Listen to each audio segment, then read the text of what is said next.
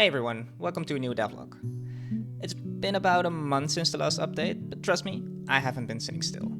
Playtesting has officially started, and I've been juggling features, level design, and a whole lot of bug fixing. For that last one, I set up a pretty nice system. It's super simple, but really effective.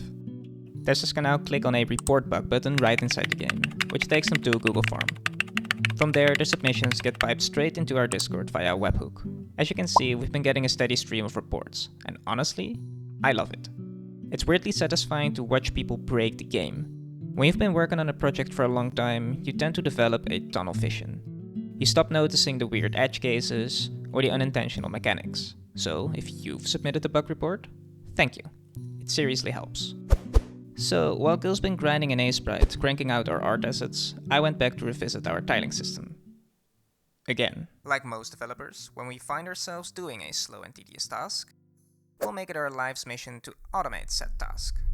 Sometimes that means we fall down a rabbit hole and lose all our productivity for the remainder of the week.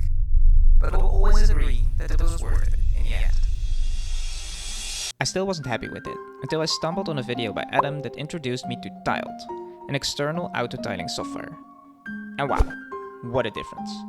Unlike Unity's built-in tools, Tiled can define tile transformation rules based on specific context. So you're not just stuck with vague, ambiguous matching. You define a pattern in an input layer, then draw the result in the output layer, and boom, done. If you want to learn how to set this up yourself, I highly recommend Adam's video, where he goes into much more depth. Integration with Unity took a bit of tinkering, but now that I've got it all wired up, it's amazing. Tiled even supports object layers, so I can block out functional levels really fast. Just build, save, and load it in. This will make it way easier to experiment with new level designs for future playtests. Okay, now let's talk about new features. We now have these little guys scurry around the map, just to fluff up the environment a bit. They don't do much, but true to the rest of the game, if you spray them, they faint. Forever. Next I made some water.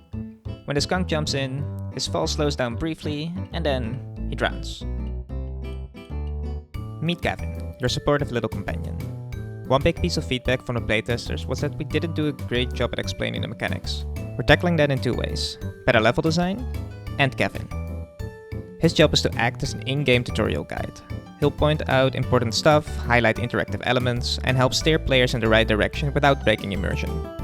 Gavin is confident, chatty, and a perfect foil to our self-doubting skunk. Finally, I worked on the options menu.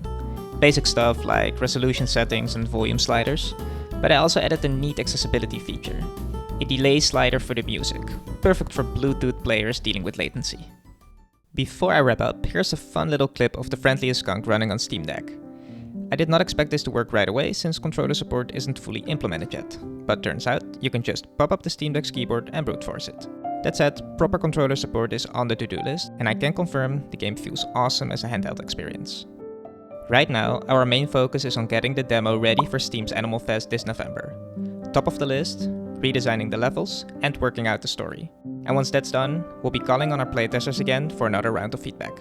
If you're interested in helping out, consider joining our Discord. Playtesters will get a free Steam key that doesn't expire, so when the game finally releases, you'll already own it. All we ask is that you give us occasional constructive feedback through a short feedback form. Thanks for watching, and I hope to see you in the next one.